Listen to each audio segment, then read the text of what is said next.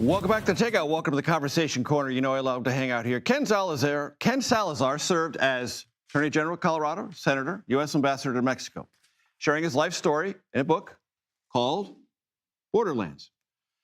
This book caught the attention of the current president of Mexico, who said in it, Ken Salazar has not told the truth about a pretty well-known 2024 capture of El Mayo Zambada in Mexico.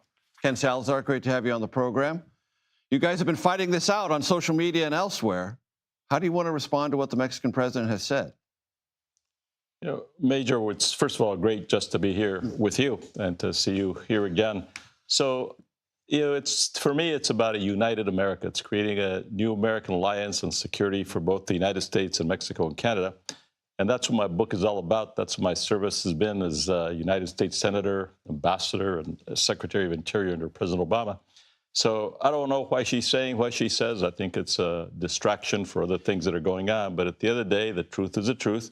And the truth is what I write in Borderlands. Which is the United States was not involved, not by plane, not by any other means, with this particular high-profile drug cartel bust.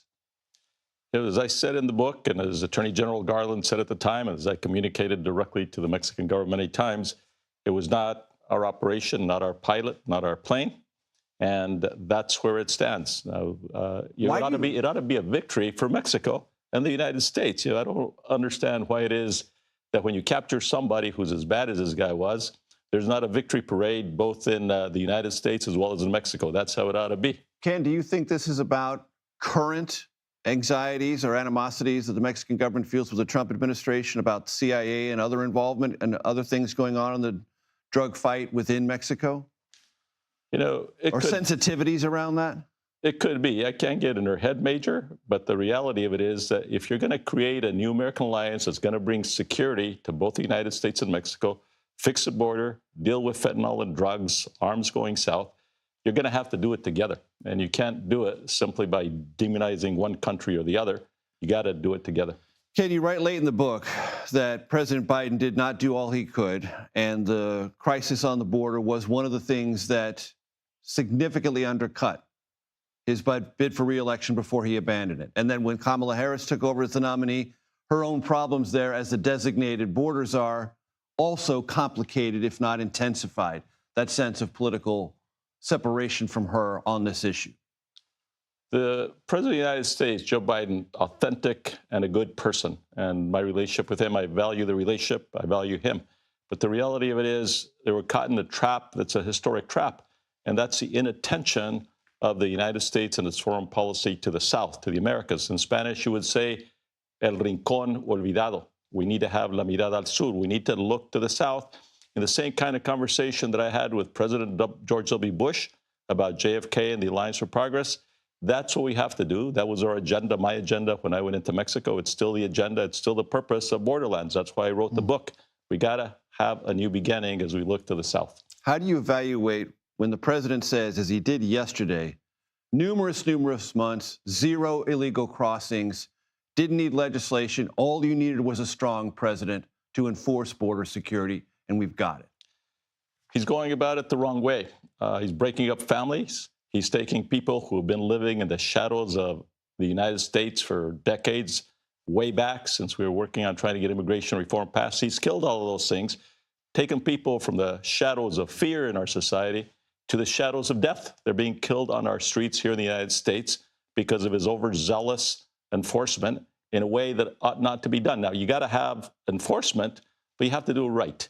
You have to do it with the right kind of training, with the right kind of authority, and the way that he's going about it is anti-American in my view. Do you think ICE can be reformed, or are you with the Democrats who say that it needs to be abolished because of the things you just raised? Yeah, ICE should not be abolished. ICE was created for a purpose. It came out of a lot of history, including the reforms after 9/11.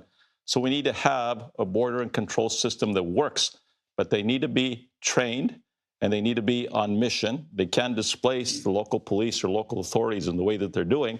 I mean, right now, people in the United States are living in fear, as dozens now have been killed in ICE assaults. Many of them, frankly, are being investigated. Some of them are been laid off. So the reality of it is we need to be clear in the mission.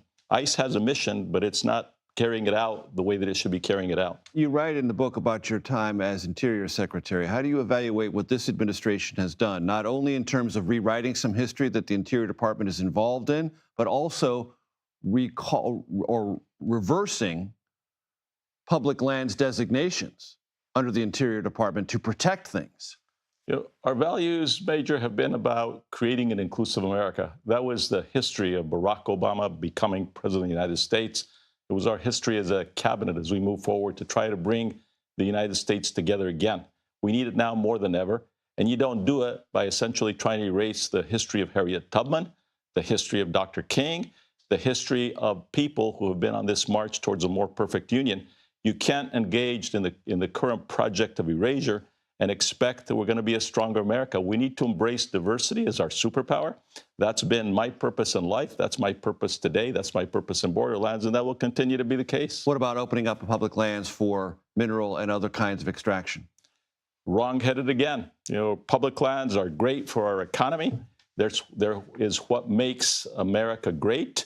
It's known as, if you will, the place where the common people work, whether it's our national parks or our public lands, and for the direction that this president is taking, including the assault on climate change, is really an assault on our planet. That's why there ought to be a unity, and this is not only Democrats, it's independents and Republicans as well.